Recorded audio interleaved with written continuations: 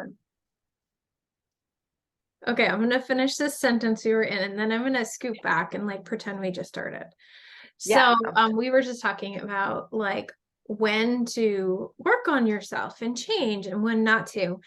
And what I was gonna say, I think, is, don't you think, put very simply, it's like change because you want to, not because you should. Like there's nothing wrong with change.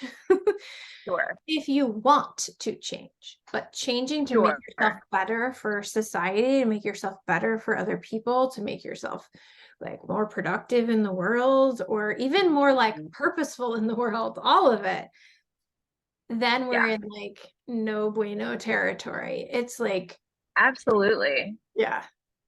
I'm Yeah, and and to me, I think it's like if it was it is that simple, but also so much of my work is like peeling back the layers of like what what what is it that I want versus what is it that I've adopted and have come to accept as something that I want, or more systems been so deeply influenced by a culture that I consider not well.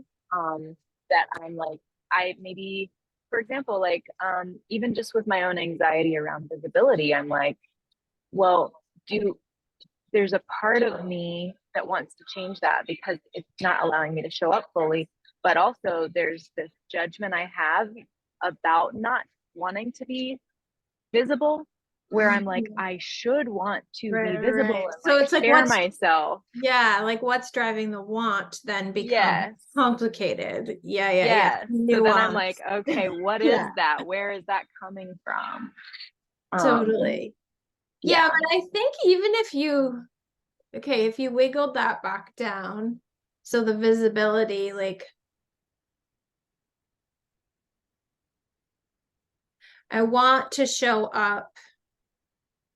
I wish I wrote down what you said. You said like, do you remember what you said? Like I want to be more visible. So So that I can show up in my life in the way that I want, or maybe I would put it that like I have gifts that I want to share and they are not able to fully be expressed if I'm going to stop myself based on wanting to be visible. yeah, that's a good example. Like even if we shorten that sentence to I want to share my gifts, right? And it's hard to share your gifts if no one knows they exist, if you're not Yeah. visible. Right. But where, I wonder too, where that line, like especially coming from such a public coaching growth change world, um if you want to share your great gifts, like isn't the should be visible still a should? Because you could just knock on a coffee shop door and be like, hey, anyone want my gifts? Like you don't have Yeah. to be that visible. I guess that's still visibility. Right. But Right. I guess what I'm trying to say is I think still underneath them all, you could find the should that's in the way. Yeah.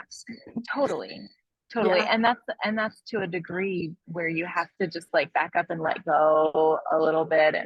And and for me, so much of my process has been like, um rather than gaslighting myself, really paying attention to my nervous system Yeah. and removing like analysis aside, wherever it came from aside, if I am not comfortable doing this, I don't have to do it. And it's that simple. And I can be in that for as long as I need to be in that until maybe one day it becomes more uncomfortable to be still in this thing. And that's a little bit how I Yeah. came to the program is I'm like, Okay, but now I have questions. okay. Okay, let's scoot back to why you and I are here. So we Yeah. found each other through a certification course that we both just started this past weekend. And so we're both in there, we're learning and meeting lots of new people. at the same time as I'm starting this like 3-month certification, I'm also in like a 3-month beta launch of this new membership I've decided is like going to be the next best thing in my life. And so when I saw your introduction in the group, the new certification group, I was like, I want this person to be a part of my, like, have a conversation with me in this new membership group. So they're like related and not. So what drew me to you was your doula work.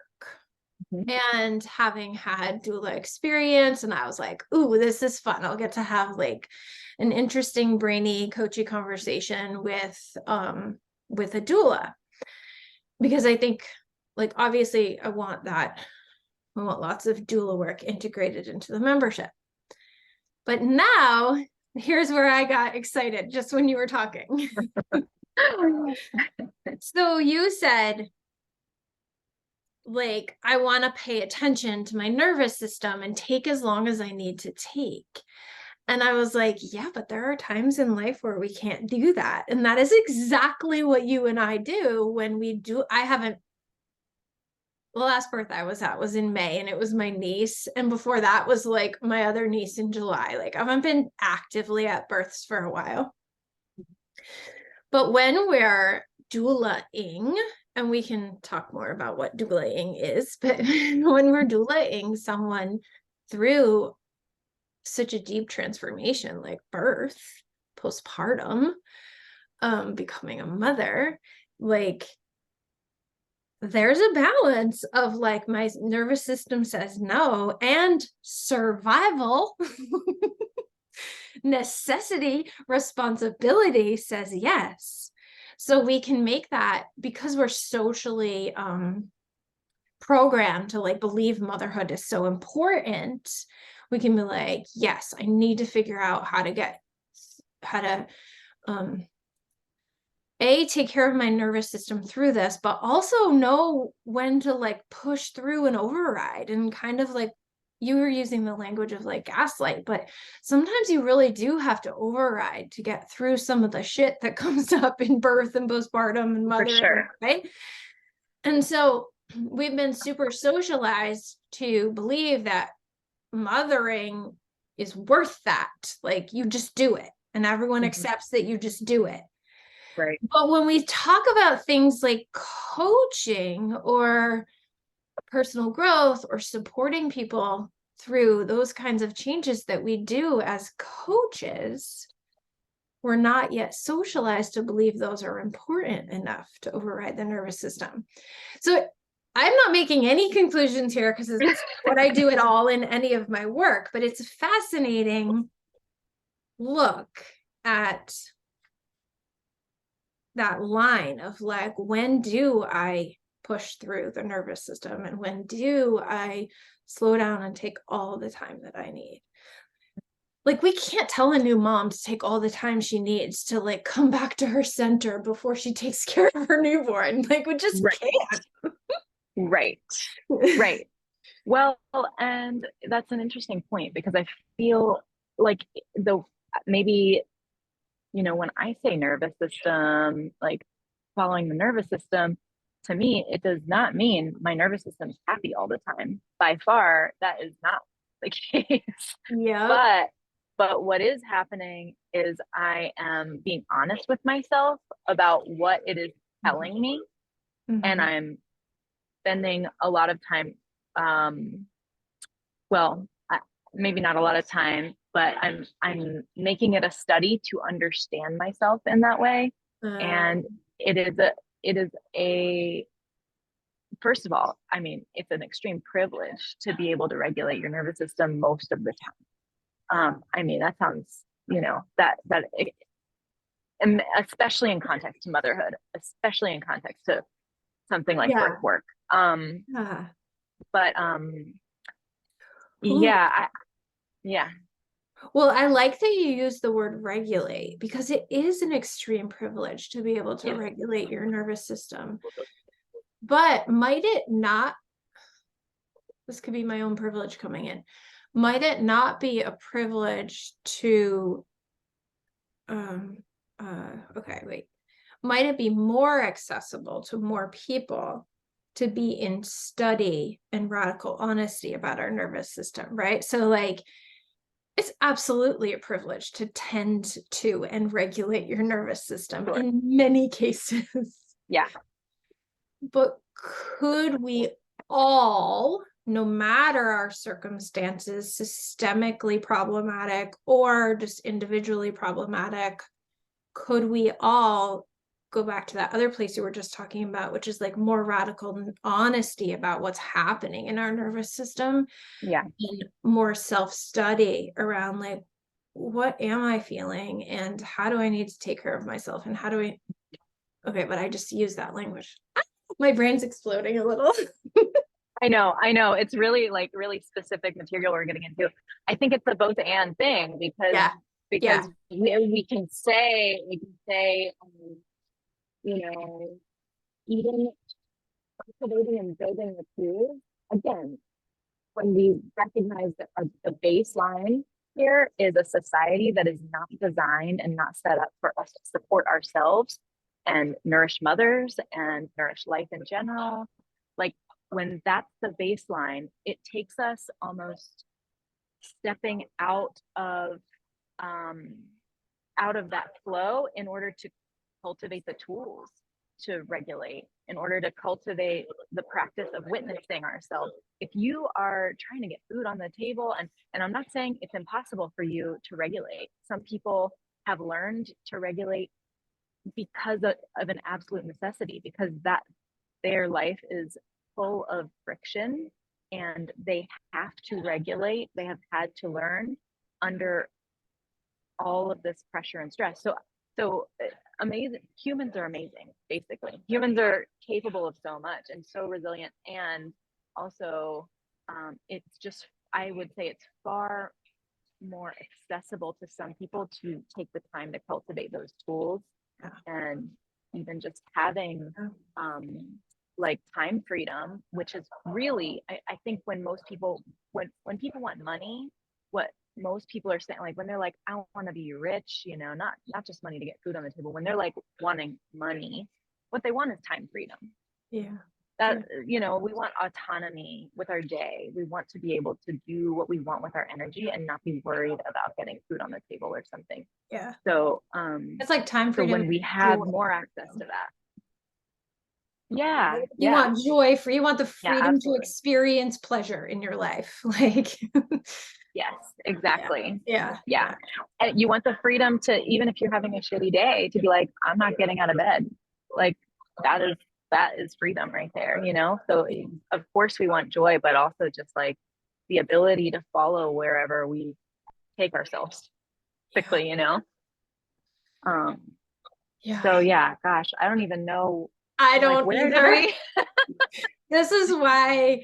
So I invited Katie to come have this conversation just again, because I think doula work is really important work. And when I started life coaching, I was like, it's just like another version of doula work. Like I'm not yeah, physically doulaing one person at a time, but I am walking many people through transitions in their life and transformations in their life. And I'm holding space. Like it was so much of the work was the same. And so yeah, I totally invited you here to talk about doula work. Um, and you had said, like, I'll just be honest, you had said, like, well, can we chat first? And I was like, no, I just want it to be raw and juicy and like fucked up. yep, And yep, actually, someone else I invited today was like, well, can we do a chat first? And I was like, no, you are no, totally welcome to bow out, but that's just not my jam. Like, yeah, I love this crazy, like, I don't even know how we got here kind of yeah, conversation. So yeah, I agree with you. I don't really know how we got here. We talked about like a lot of wavy, nuanced things. Let's circle back to doula yeah, work a little bit. yeah. Um, tell us about your doula work. I'm sure it's different than mine. And did you say you were doing more postpartum work in the group? Yeah, I think I mentioned that mostly now. It's been a little while since I did on-call work. Yeah. And actually that circles back to what you were talking about with the nervous system, I do. Oh, hold on a sec. You froze a little. Oh, hold on a sec. Now, Okay, wait. Can you hear me? yeah, Are we back? I hear you. Okay. You also I told see me you. I hear you. yeah, you also told me ahead of time that your internet was not good. And I was like, Yeah, oh, let's just see what happens. yeah, yeah. So unfortunately, we lost most of what you said. So you said the nervous system and the doula work are related. And then like kind of we didn't hear anything after that. Yeah, that's fine. I could hear you the whole time, so I just paused. Oh, okay. Yeah.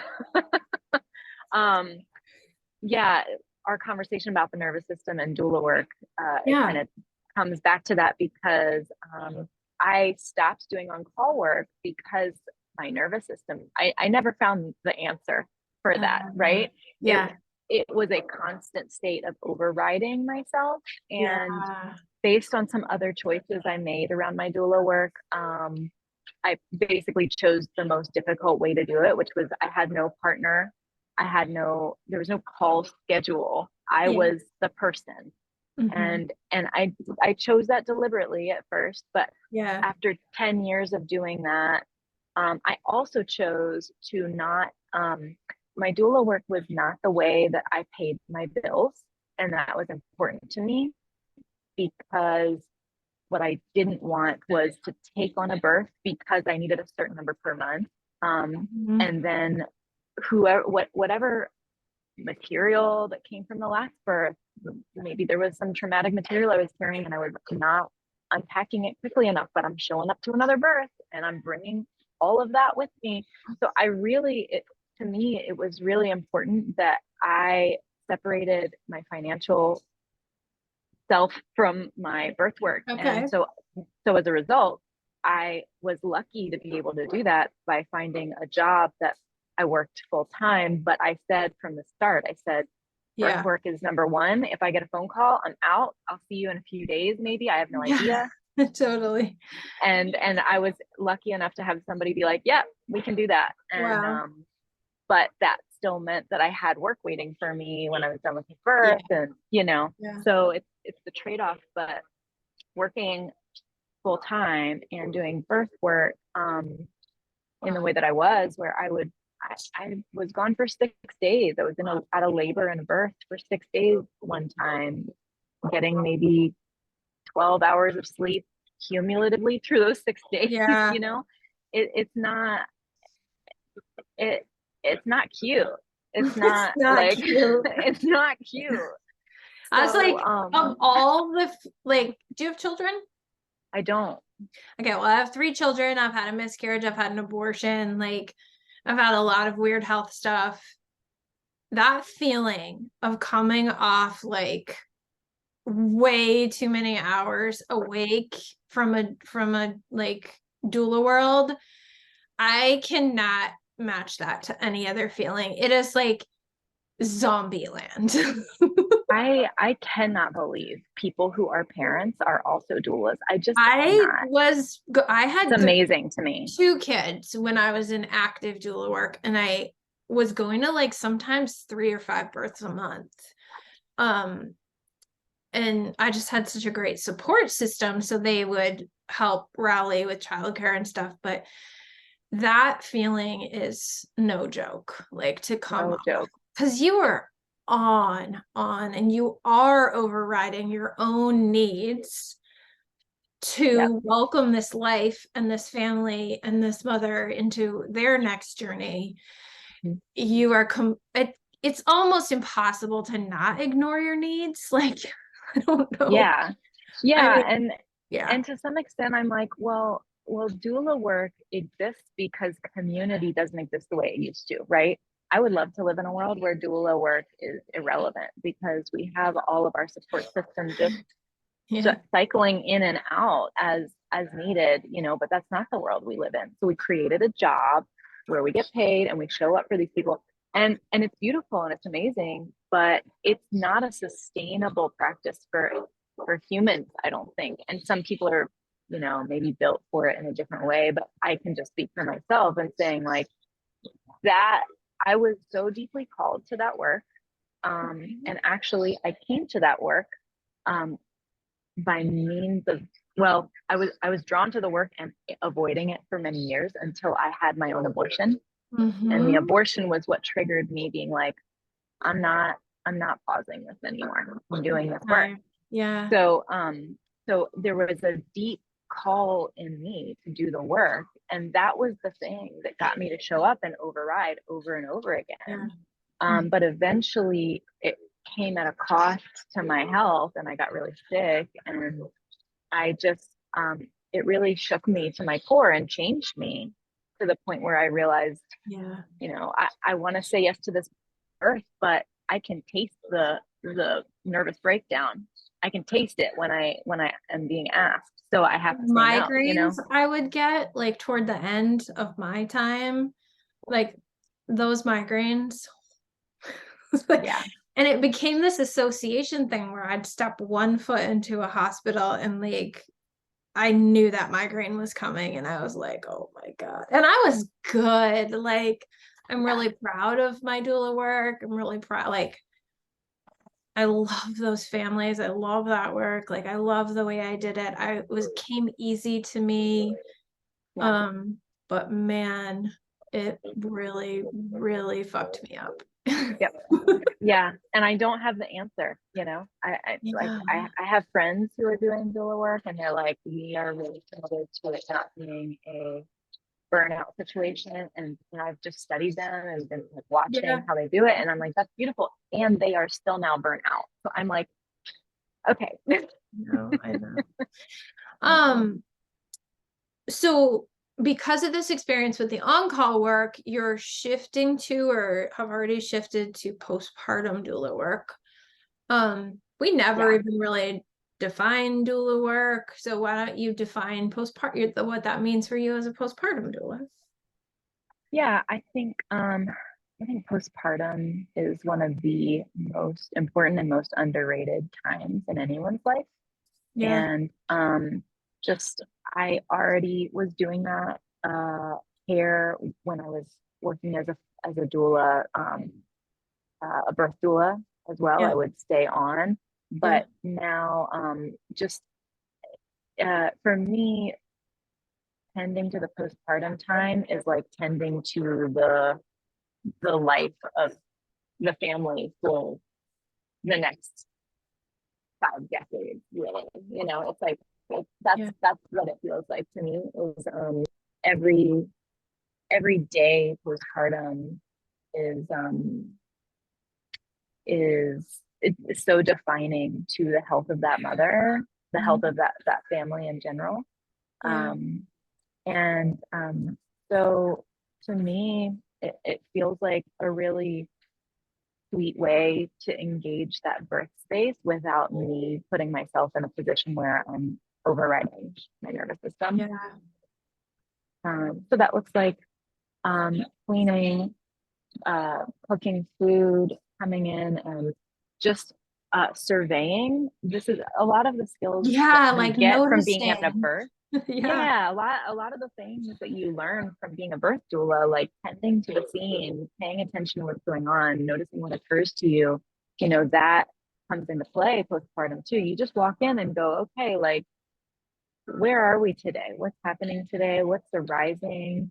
Um, hormonally, we know that there's so much going on. So, so there's a lot of rising and falling happening. And so a lot of my work is coming in and being witnessed, Mm-hmm.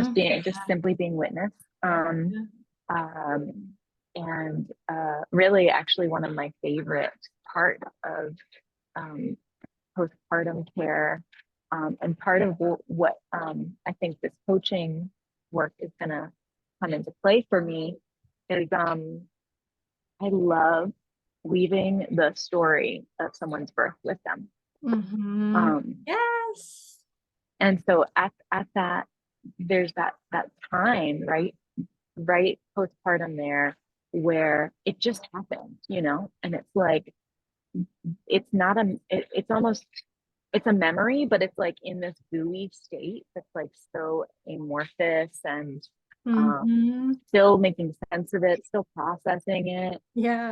And I know that it's like in that moment we have so much opportunity to infuse what needs to be felt in that birth experience and in those memories, by reflecting back to someone that they were so powerful in that moment, that they are resourced, that they did what they needed to do. You know, regardless, like there's birth take so many different shapes, and sometimes they're straightforward and exactly what people want. But that's, I mean, that's amazing when that happens. But most of the time, it throws you curveballs, and sometimes it's really fucked up.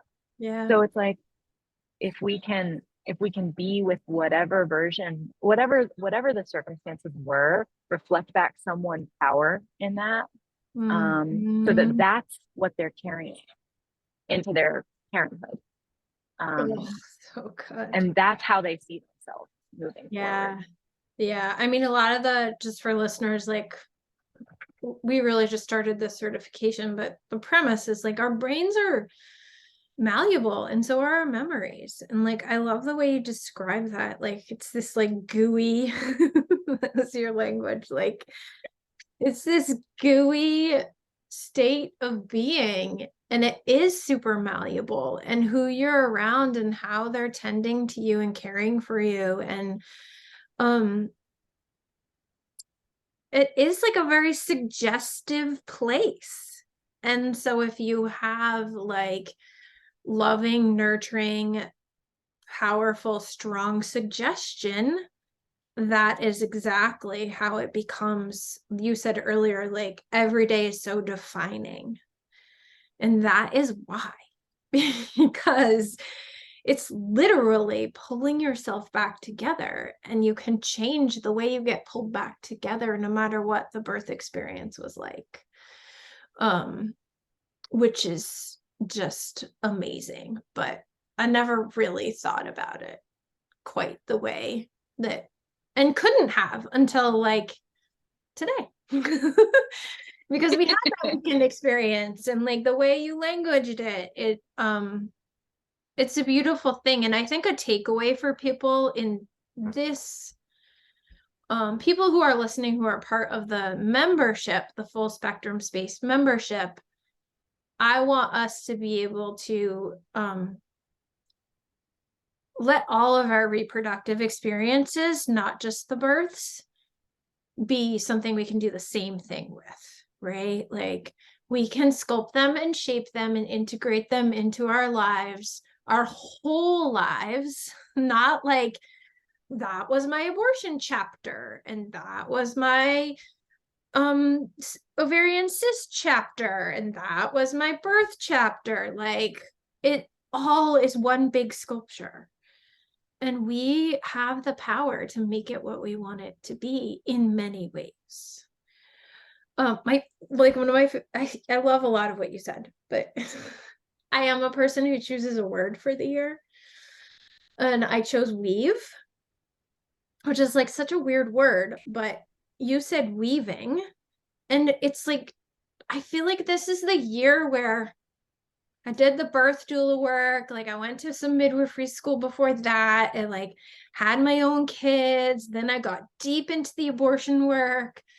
I've had like so many like breast lumps and like so many chapters. And I just want to weave them all together and like figure out who are we as people who weave all of our experiences together.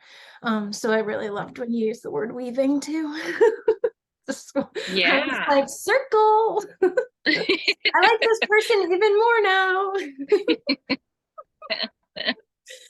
Love it. How might you, with your doula experience and just your own creativity and life experience, recommend that people listening start to pull out some of the like the powerful threads of doula work and like doula themselves through shit? There's huge value and being in connection with another human being who's holding that space for you. And I think we can be our own doulas in many ways and like have that tenderness and that allowance like for ourselves. So what do you Yeah. think? Like, Well, just that last piece kind of was the answer to your question for me a little bit was cultivating that witness in ourselves, and maybe even backing up a little bit and saying, you know, just observing the way you are with yourself, the way that mhm, you might talk to yourself, yeah. the way that your body feels when you do something that doesn't work great for you, the way your body feels when you're doing something that totally lights you up. And I think in all of these cases there is room for alchemy. So Mm, I think where we get trapped often is believing that um, what when we don't feel good about something externally has to change. And I yeah. actually find that when we are really just observing and witnessing what's going on for ourselves and saying, okay, well, like this feels good, but that doesn't feel good. And I kind of want to do this. But what part of me wants to do that and what doesn't? Like that, that is an opportunity for artistry, for like internal artistry. We get to say, Mhm. like, okay, well, um, you know, I get to play here and I want to feel this more. And can I bring that feeling to what I'm doing? Maybe nothing externally is going to change, right? But we really have an opportunity to be creative. Um, and and I also think that one of my favorite ways that I've kind of tuned my own brain in is that I wish I could remember where I heard this, but there's so many definitions of trauma, right? And one of the ones that I really resonated with was trauma is the perceived experience of being without choice. Mm, And mm, that feels really important, to whether it's externally true or not, it's the yeah. perceived experience. So to me now, when I start to feel this level of like constriction, like I have to do this thing, um, or this is going to happen and it's going to make me feel this way. What's happening there is I'm believing that because this thing's going to happen, I have to feel this way. So to me, that is the perception of the lack of choice. So when I start to feel that constriction in my body, I back up and I go, okay, all right, okay, maybe I do feel like there's not choice, but there always is. If you back up enough, Yeah. there always is somewhere. Yeah. So to me, it's just I would say the way that we can do it ourselves is to continue to cultivate that inner creative space where we play with what our options are at any given moment, how we can approach Mm, something. Um, and if we do something and we overrode our nervous system or we did it the way that mhm. we wish we hadn't done it, rather than being mad at ourselves, being like, okay, wow, I just played that out Yeah. again. Yeah. That was wild. I really don't like when I do that. I'll probably do it again. We'll see how it goes. Like I'm gonna do it until I'm done doing it. And so just like learning to witness yourself and Yeah. stepping back over and over until you are stepping back into a place of like loving, even neutrality is great, but loving who you are and just being like, wow, just like the part of you that's like eating popcorn and watching the movie. Like, Yeah. look at that. All right. We did that. Yeah. Okay. you know. I love the word artistry because I think like I keep I keep imagining like watercolor, right? Like you can use the same exact paint over and over again. And like depending on and I'm not like a watercolor artist or anything, but like it's gonna be a little different every time. And like fighting with that is not gonna work. It's about like, and I think my hope in this space is that we move through our lives. Like when you're a teenager and you're like just figuring out your menstruation and your sexuality and your growing body and your hormones, something's going to work. And then you're in your 20s and like you're in a new stage and something's going to work. And it's not going to, like, every time you pick up the brush, it's going to be a little bit different. And so as we move through like our reproductive lives and everything that comes with that, as like for those of us with uteruses and menstruation and these particular hormones, um without artistry and without like flexibility and adaptability and curiosity and the willingness to witness what's actually happening, we're going to get really resistant and frustrated. And I think yeah, it's beautiful. It's beautiful. And it reminds me too that this is something that comes up in my body work all the time. But just to add to that, there is if you can understand your body as its own universe, it is its own living organism that is creating resources and using resources, and there's a constant flow. It is completely intelligent. It is perfectly intelligent. Mm-hmm. So even if we are moving through our lives and there's a pattern or a thing that we're not liking, or like a way that we showed up, some way that we are being, it's like, if you can come back to trusting that there is an intelligence, even if you don't understand it, and even if you don't like it, just being like, you know what, there is some, it took me billions of eons to get to this moment in this collection of cells. There is some reason why that was the best thing I could do right in that moment. Yeah. And what occurs to us as the best thing to do in any given moment is going to continue to change as our circumstances change. We are shaped by every part of ourselves. You know, like you said earlier, you can't separate the birth chapter and the abortion chapter and the bit, you know, I got sick over here. It's like every single moment is shaping us. So it is that version of us that's coming to the next moment and saying, okay, what's here for me?